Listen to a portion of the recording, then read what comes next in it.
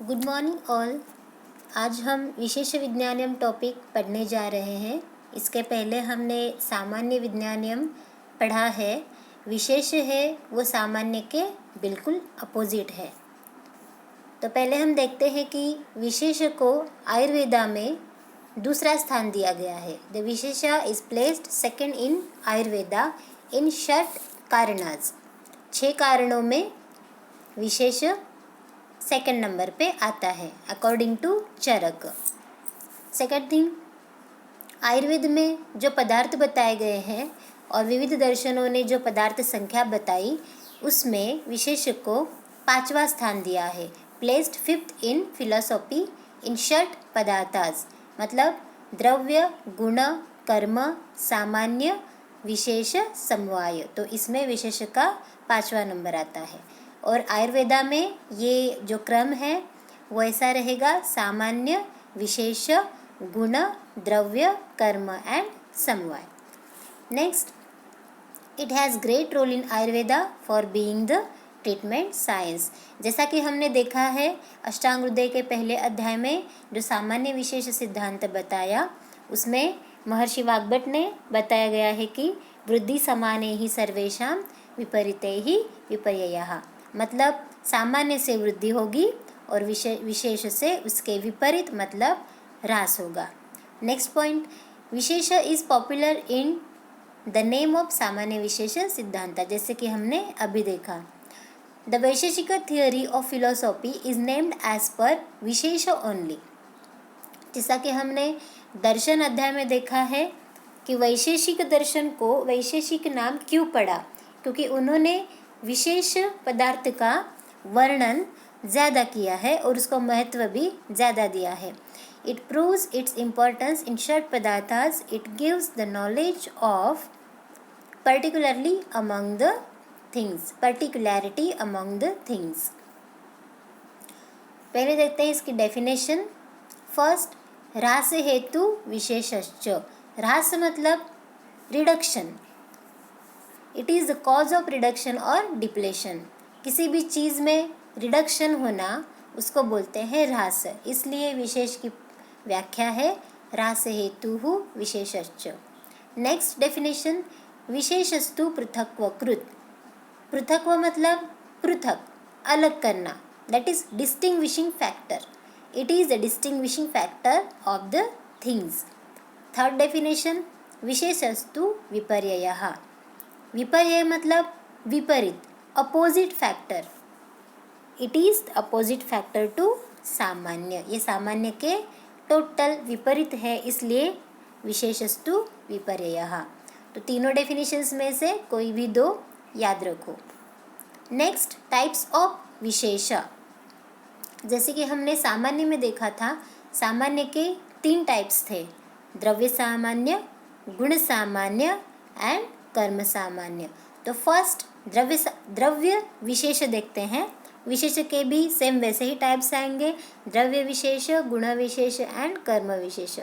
First, द्रव्य विशेष, reduction of द्रव्यात्मक dosha from the body by utilizing vishesha dravya और विरुद्ध रस इज नोन एज द्रव्य विशेष।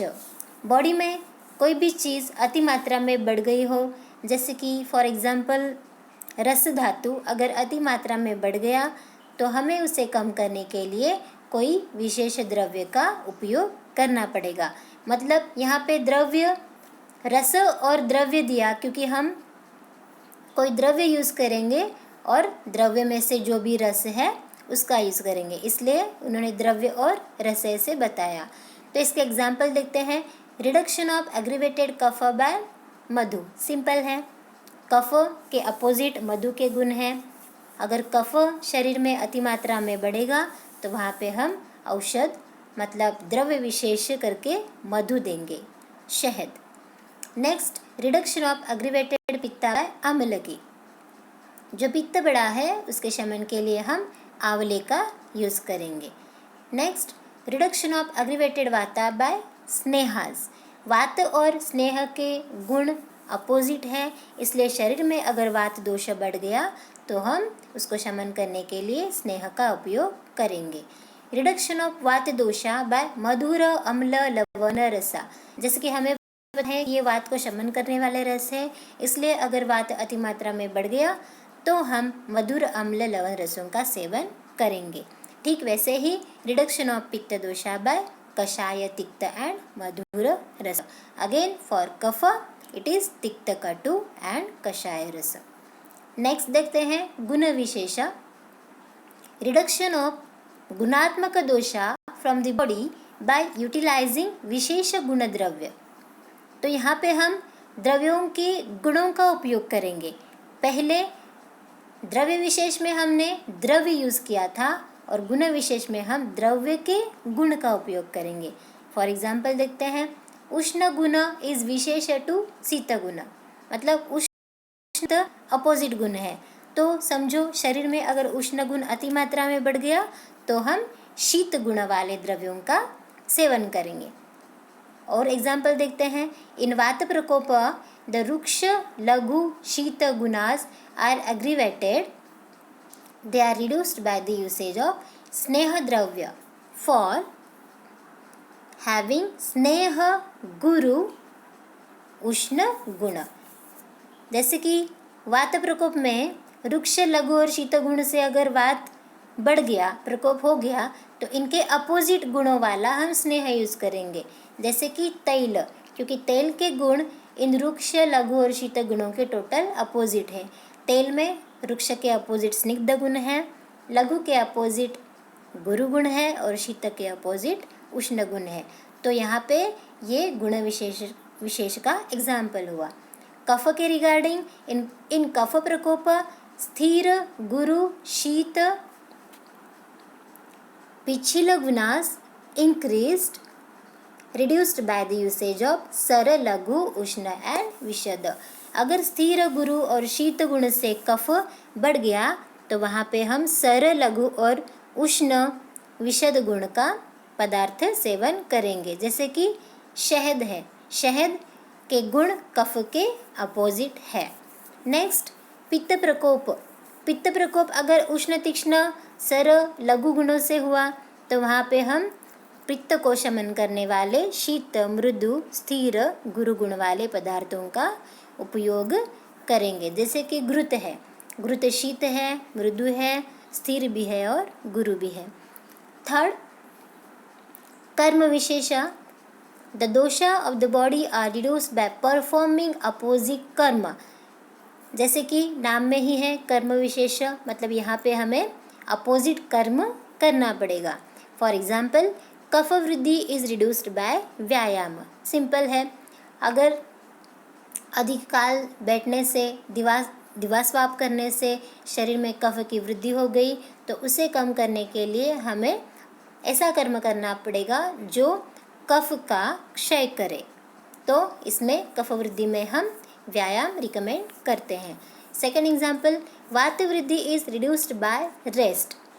वात बढ़ गया तो उसको शमन करने के लिए हम विश्रांति लेते हैं, मतलब रेस्ट लेते हैं। थर्ड पित्त वृद्धि is reduced by music, that is संगीत श्रवण। जैसा कि हमें पता है कि अपने मनो अनुकूल संगीत श्रवण करने से अपना क्रोध भी शांत हो जाता है और पित्त भी शांत हो जाता है। तो ये कर्म विशेष में आता है। नेक्स्ट गुरुत्व of body is reduced by exercise. शरीर में गुरुता बढ़ गई हो, जैसे कि स्थौल्य का और गुण होता है, उसके शरीर में गुरुता होती है, तो उसको हम एक्सरसाइज करने के लिए बोलते हैं, क्योंकि एक्सरसाइज से शरीर में लघुता आती है। इसलिए बोला है कि लाघवम कर्म सामर्थ्यम, ऐसे व्यायाम की परिभाषा में आया है। नेक्स्ट मनोरोग आर रिड्यूस्ड बाय योग साधना। मनोरुग्णों में हम मेडिटेशन योग साधना रिकमेंड करते हैं। Next practical aspects and application of vishesha in Ayurveda. ये पॉइंट हम बाद में देखते हैं।